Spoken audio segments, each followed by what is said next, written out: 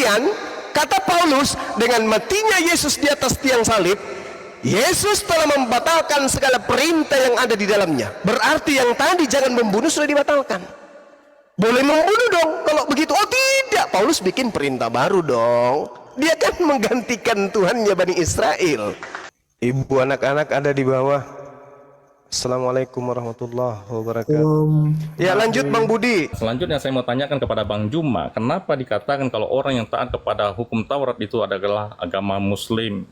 Itu belum dijelaskan. Karena kalau berbicara tentang Taurat, apakah Bang Juma taat kepada hukum Taurat atau bagaimana? Seperti itu.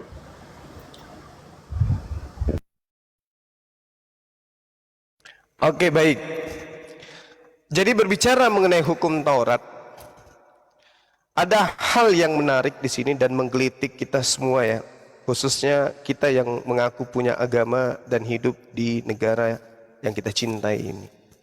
Kalau kita berdialog dan memperbincangkan terkait dengan perbandingan agama atau diskusi agama Islam Kristen, maka kita tidak akan pernah lepas membahas tentang kitabnya orang Yahudi yang dipakai oleh teman-teman kita dari agama Kristen. Yeremia 31 Bung, data 31, 32 sampai 33. Tuhan membuat perjanjian baru yang Kristen lagi-lagi batalkan dan menobatkan perjanjian baru Tuhan sebagai perjanjian lama. Jadi Kristen ini suka-suka di Kristen gitu loh. Kenapa demikian? Karena memang pada dasarnya licik seperti ular. Perjanjian baru Tuhan kepada Bani Israel dan Bani Yehuda. Aku akan membuat perjanjian baru dengan Bani Israel, Bani Yehuda. Bukan dengan orang Indonesia. Semisal saya orang Makassar Bugis, aku akan melakukan perjanjian baru dengan Bani Bugis Makassar atau Bani Jawa dan seterusnya. Tapi Tuhan melakukan perjanjian baru dengan Bani Israel, Bani Yehuda. Apa perjanjian baru itu? Aku akan memasukkan hukum Taurat ke dalam batin setiap Bani Israel. Bani Makassar masuk kagak? Tidak. Bani Bugis masuk enggak? Enggak juga. Lalu perjanjian baru Tuhan yang datang kepada Nabi Musa untuk siapa? Untuk Bani Israel, Bani Yehuda, bukan untuk kita. Ketika hukum-hukum itu dibatalkan bukan untuk kita, dibatalkan untuk Bani Israel. Ketika hukum itu digenapi bukan untuk kita, tapi digenapi untuk Bani Israel. Kalau mau kemudian merasa Bani Israel, silakan Anda menyamar, tapi jatuhnya ketika ditangkap distempel jidatnya sebagai serigala nyamar domba. Mau? Gak mau kita.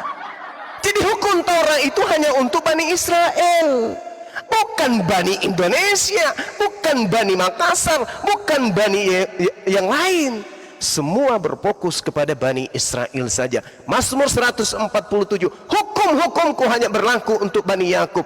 Hukum yang datang kepada Musa hanya untuk Bani Israel. Aku tidak berlaku kepada bangsa lain.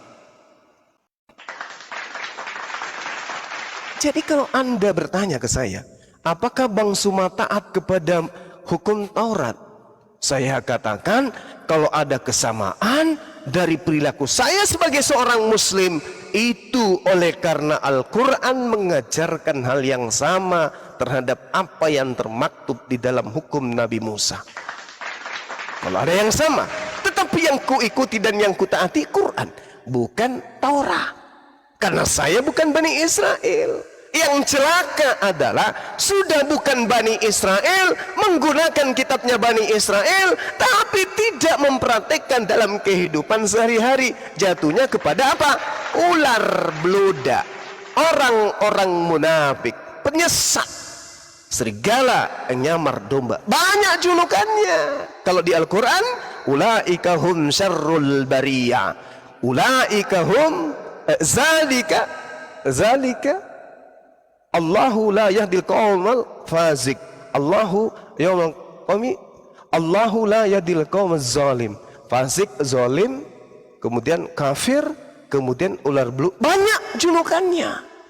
Kenapa? Mereka bukan Bani Israel, tapi ke tempat ibadah nenteng perjanjian lama yang adalah perjanjian baru. Padahal Padahal itu kitabnya orang Yahudi yang tidak pernah sedikit pun orang Yahudi menamai, melabeli, memberikan stempel kepada kitabnya mereka dengan sebutan perjanjian lama. Tapi Kristen yang bukan orang Yahudi mengambil kitab tersebut, menuliskan labelnya dengan perjanjian lama. Kenapa? Karena surah-surah Paulus 14 buku ini hendak diajarkan kepada manusia sebagai perjanjian baru, menggantikan perintah Tuhan. Satu hal, tolong dicamkan nih, tolong dicamkan. Ada dua yang mengajarkan kemudian untuk jangan membunuh. Satu, Tuhan Elohim. Yang kedua, Nabi Saulus.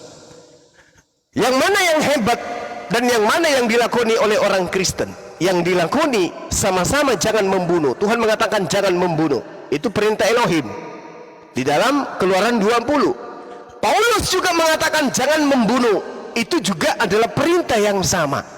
Pembedanya kemudian, kata Paulus, dengan matinya Yesus di atas tiang salib, Yesus telah membatalkan segala perintah yang ada di dalamnya. Berarti yang tadi jangan membunuh sudah dibatalkan. Boleh membunuh dong kalau begitu. Oh tidak, Paulus bikin perintah baru dong. Dia kan menggantikan Tuhannya Bani Israel. Jadi Paulus juga mengatakan jangan membunuh. Jadi Kristen taat kepada siapa sekarang? Perintah Elohim atau perintah Paulus? Oh, ke perintah Elohim. Oh sorry, salah. Perintah Elohim sudah dibatalkan. Yang berlaku sekarang adalah perintah Paulus. Jangan membunuh. Jadi orang Kristen tidak membunuh bukan taat kepada perintah Tuhan, tapi taat kepada perintah Paulus. Itulah yang terjadi, Bang. Jadi kalau Anda bertanya, apakah saya taat kepada Torah? Saya tidak taat kepada kitab Taurat. Saya taat kepada Al-Quran. Karena saya bukan Bani Israel, bukan Bani Yehuda. Yang taat dan wajib hukumnya adalah hanya Bani Israel. Orang-orang Kristen dari mana dia? Oh, dia adalah penumpang gelap yang mengambil kitabnya Yahudi supaya dianggap sebagai Yahudi rohani, Israel cangkokan katanya. Padahal yang punya hak untuk menjalankan hukum perjanjian baru milik Yahudi hanyalah Yahudi. Taurat itulah perjanjian baru itu, bukan kitabnya orang Kristen. Demikian.